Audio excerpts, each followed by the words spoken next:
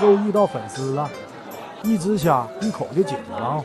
哇，我是虾串串，还得是他会吃啊，汁水还在掉，好上头。眼泪水都快出来了，一眼抵挡不了他。这虾都还带着虾子，看他的吃虾技术，嫌吃太慢，开始左右手开弓啊！这个虾也是深得他心，虾串串也是开始整双倍了。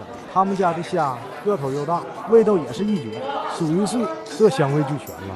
最后一点倒车入库，看给他吃的上头的，根本停不下来，一份两份的也满足不了他的胃口。鲍鱼紧跟其后。